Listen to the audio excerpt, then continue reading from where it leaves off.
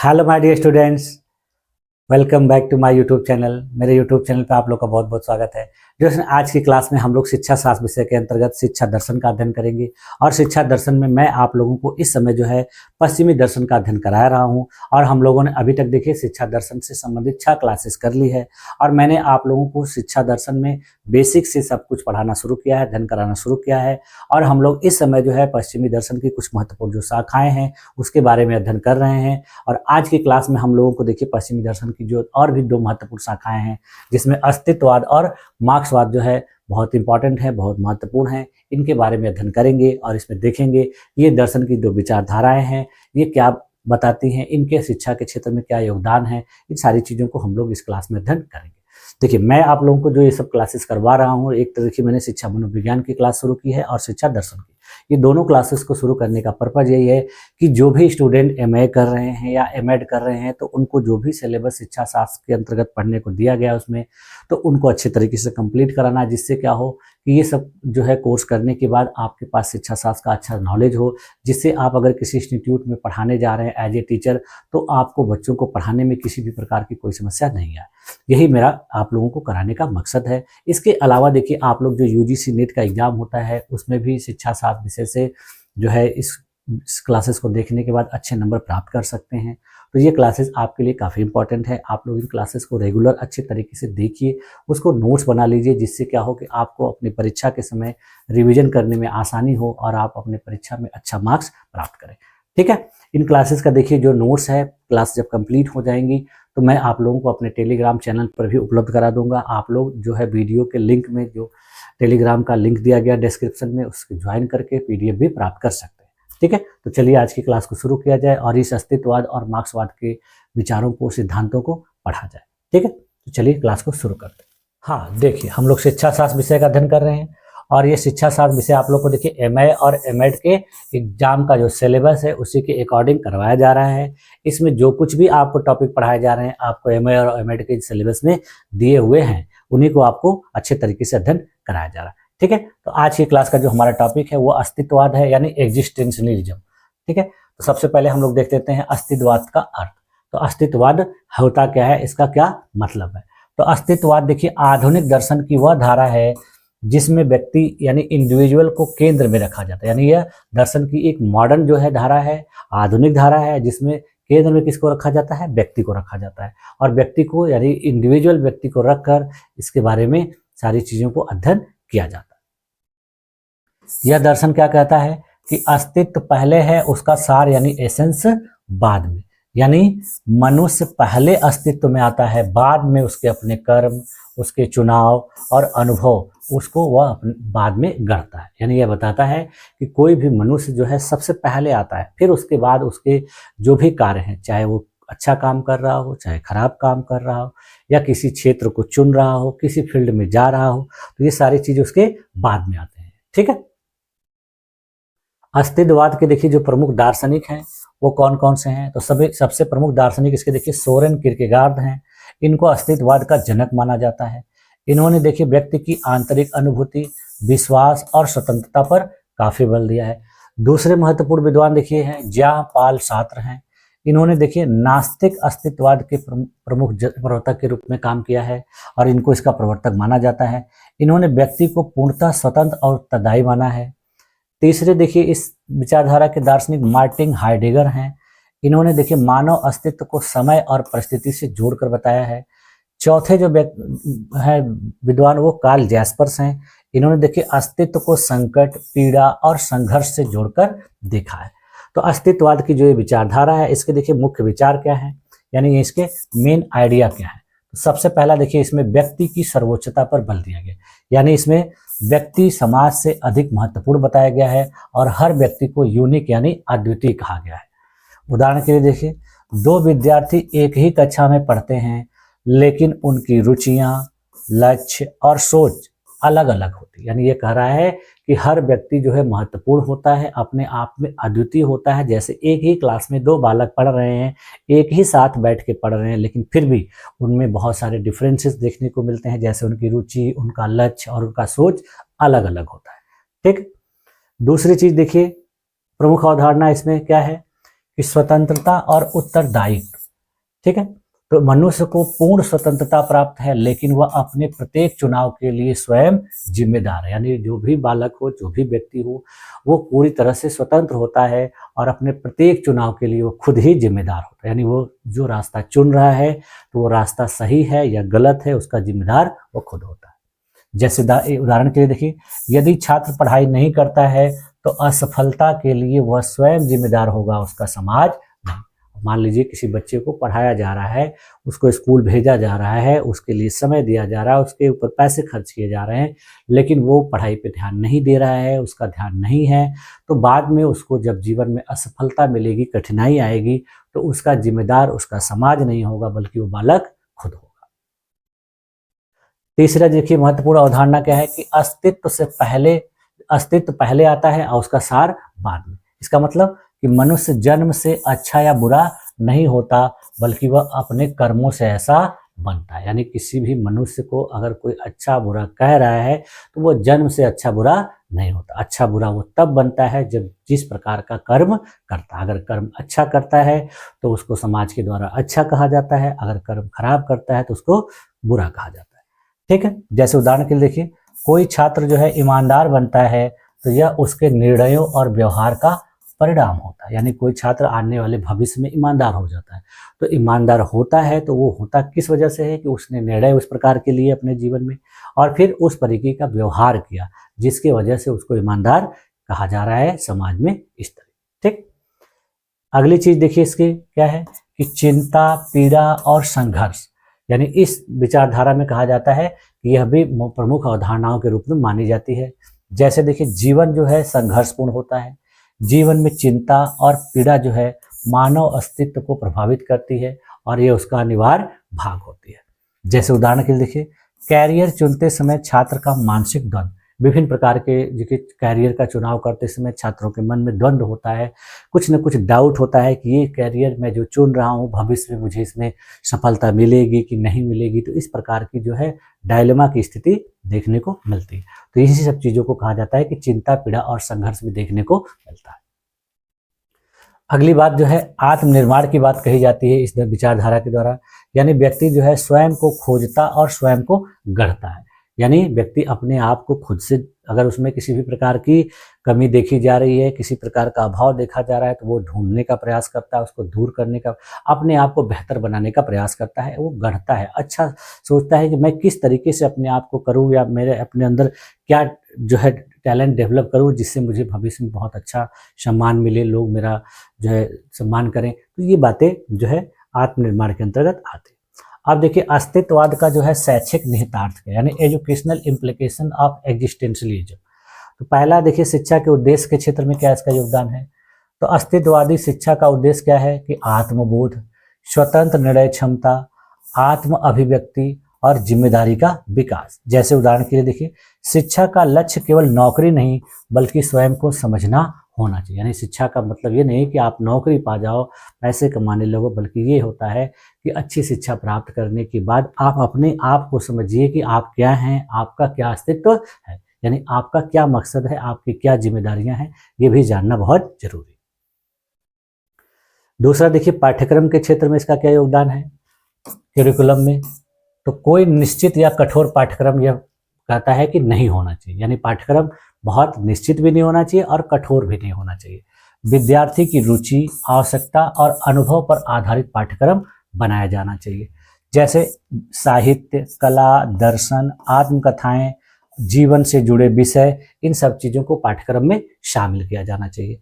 छात्र को अपनी रुचि के अनुसार कविता, नाटक या लेखन को चुनने की स्वतंत्रता दी जानी चाहिए। ठीक है, शिक्षण विधियों की देखिए किस तरीके की बात करता है। इस दर्शन के विचार धारा के द्वारा देखिए संवाद विधि, आत्म अनुभव आधारित शिक्षण, चर्चा, वाद विवाद और रचनात्मक गतिविधियों को महत्व दिया जाता है और इन्हीं सारी चीज़ों का उपयोग करने की बात यह करता है।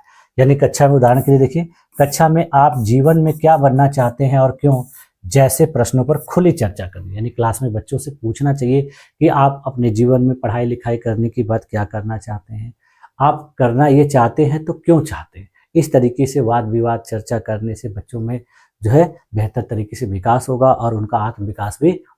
ठीक, शिक्षक की भूमिका देखिए किस प्रकार की बताता है, तो शिक्षक को देखिए निर्देशक नहीं बल्कि मार्गदर्शक कहा जाता है। छात्र की स्वतंत्रता में किसी भी प्रकार का हस्तक्षेप नहीं करने वाला होना चाहिए। व्यक्तिगत संबंधों पर बल देने वाला होना चाहिए। यानी उदाहरण के लिए देखिए, शिक्षक छात्र को विषय चुनने में सलाह देता है, बाध्य नहीं करता। यानी शिक्षक बच्चे को बताता है कि आप ये विषय का चुनाव कर सकते हो, ये विषय बेहतर हो सकता है, लेकिन वो बाध्य नहीं कर सकता उसको, यानी उसके ऊपर दबाव नहीं दे सकता। ठीक है, तो इस तरीके से शिक्षक की भूमिका है। अगली चीज है देखिए अनुशासन की अवधारणा। अनुशासन की अवधारणा के प्रति देखिए इसका क्या महत्व है। यह आत्म अनुशासन की बात करता है और यह बाहरी दंड का विरोध करता है। उदाहरण के लिए देखिए, छात्र समय पर कार्य करे, यह डर से नहीं बल्कि आत्म जिम्मेदारी से होना चाहिए। यानी छात्र को समय पे काम करना सिखाना है तो वो डरा के नहीं बल्कि उसको खुद से अपने आप जिम्मेदार बनाकर, यानी अपनी जिम्मेदारी खुद से वो मानकर, सोचकर, समझकर उस चीज को करे। ठीक है, मूल्यांकन के लिए देखिए ये किस तरह से उपयोग किया जाता है शिक्षा के क्षेत्र में। तो इसके द्वारा देखिए परीक्षा में अत्यधिक आत्म मूल्यांकन की बात की जाती है, सतत और गुणात्मक मूल्यांकन की बात की जाती है। जैसे देखिए छात्र का पोर्टफोलियो तैयार करना, डायरी लेखन करवाना, उससे विभिन्न प्रकार के प्रोजेक्ट कार्य करवाना। अस्तित्ववाद की देखिए कुछ आलोचनाएं भी हैं, उसको भी देखिए शॉर्ट में हम लोग देख लेते हैं संक्षेप में। जैसे देखिए इसके द्वारा भी सामाजिक पक्ष की उपेक्षा की जाती है।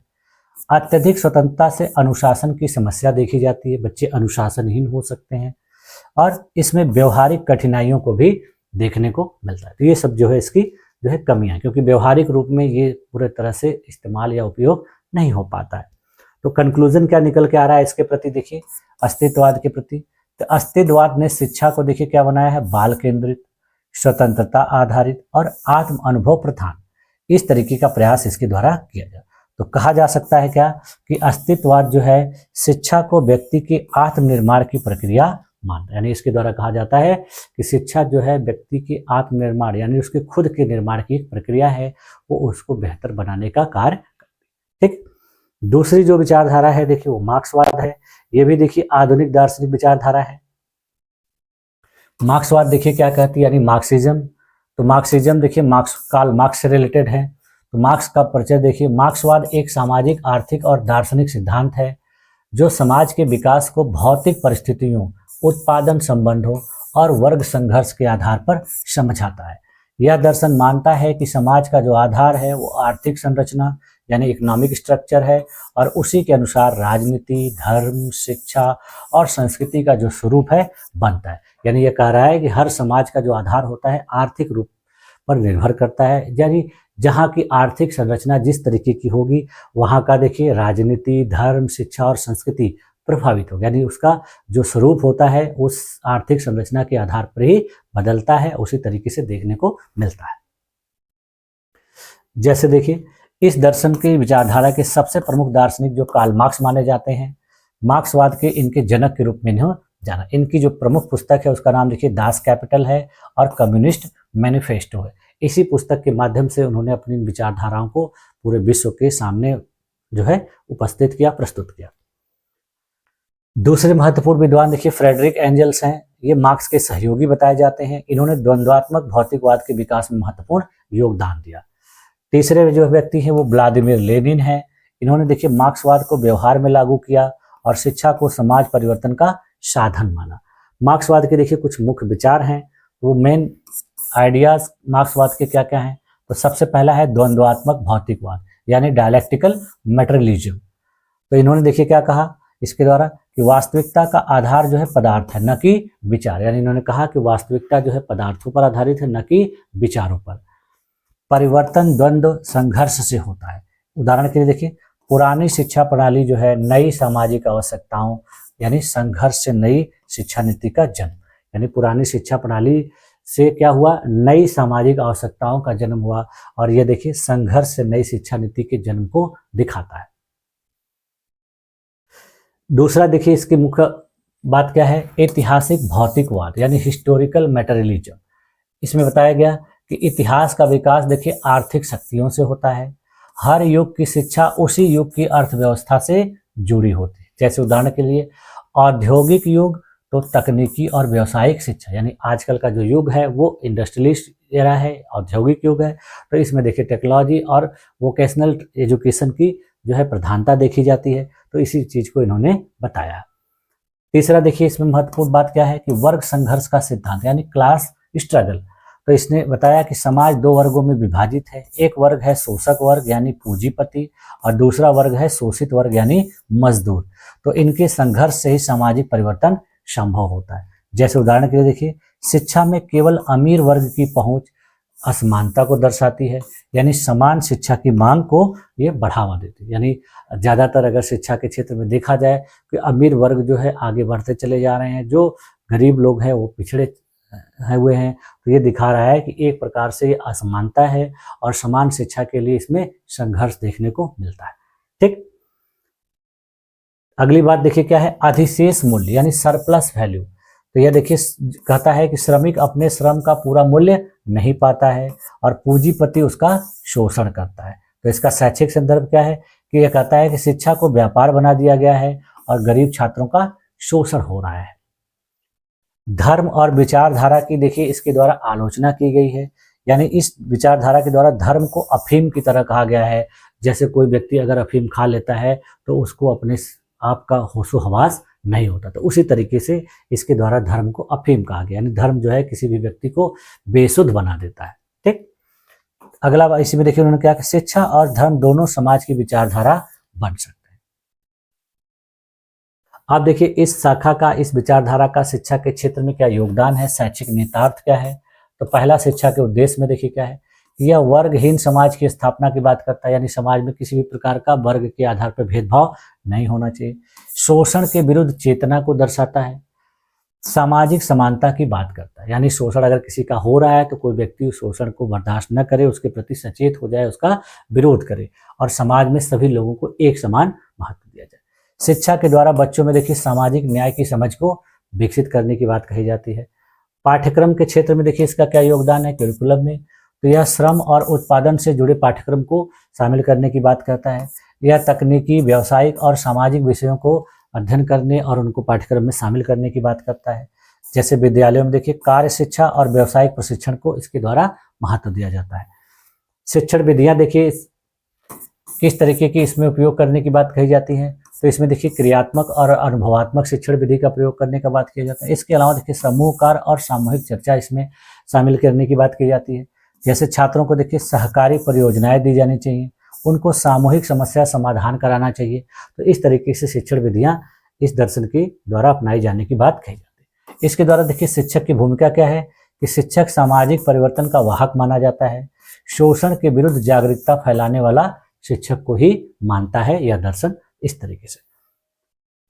जैसे देखिए उदाहरण, शिक्षक छात्रों को समानता, मानवाधिकार और श्रमिक सम्मान की शिक्षा देते हैं, यानी ये सारे गुण जो है बच्चों में शिक्षक के द्वारा जो है डेवलप किए जाने चाहिए, उनको इन सारी चीज़ों से अवगत कराना चाहिए।